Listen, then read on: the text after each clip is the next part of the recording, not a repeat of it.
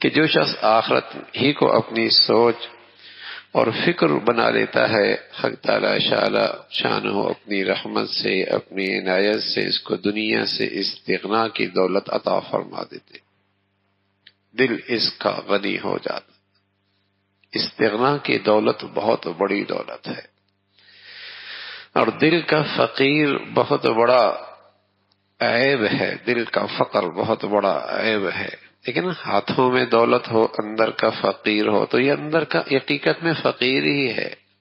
ہاتھ خالی ہوں، دل میں اللہ استغنا کی دولت دے دے، امیری یہی ہے۔ فرمایا اللہ رب العزت اس شخص کو دنیا میں استغنا کی دولت عطا فرماتے ہیں، اور اسے اپنی ناداری اور تنگ دستی کا کبھی شکوہ نہیں ہوتا، اسے کبھی شکوہ نہیں ہوتا۔ نہ دنیا کے کوڑے کرکٹ کی طرف وہ للچائی نظروں سے دیکھتا ہے کہ جس کے پاس ذرا کچھ دیکھا تو بس پریشان ہو گیا، احساس کمتری کا شکار ہو گیا، ڈپریشن میں چلا گیا، اس کے پاس تو یہ کچھ ہے۔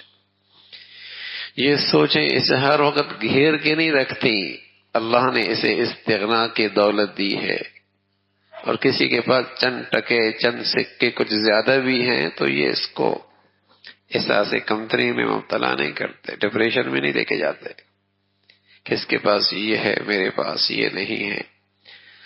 اللہ تعالیٰ اس کے کاموں کی کفایت فرماتے ہیں اور دل کی پریشانیوں سے محفوظ رکھتے ہیں۔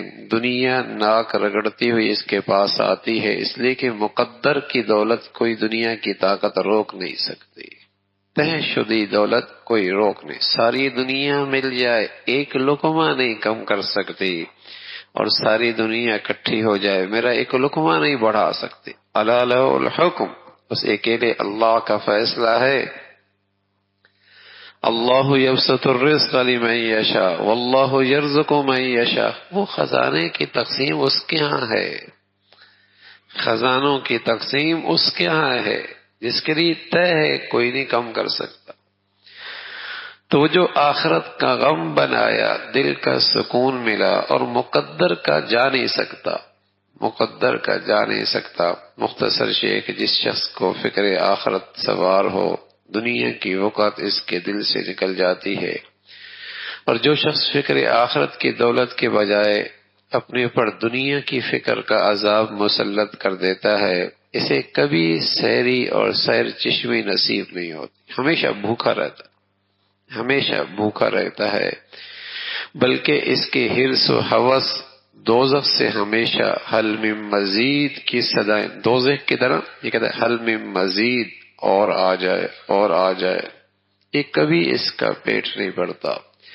اور رسول اللہ صلی اللہ علیہ وسلم بتایا کرتے کہ اگر اس بھوکے کو ایک سونے کی وادی مل جائے بس پھر بھی کوئی نہیں، دوسری مل جائے بس پھر بھی کوئی نہیں، اس کا پیٹ تو قبر کی مٹی ہی بھرے گی۔ الہاکم التکاثر حتی زرتم المقابر، اور اس نے اسے ایسا غافل کیا قبر میں جا پہنچا تب ہوش آیا ہے۔ تو یہ فکر آخرت اطمینان اور سکون کی بہت بڑی دولت ہے، بہت قیمتی نسخہ ہے، اللہ ہم سب کو نصیب فرما دے۔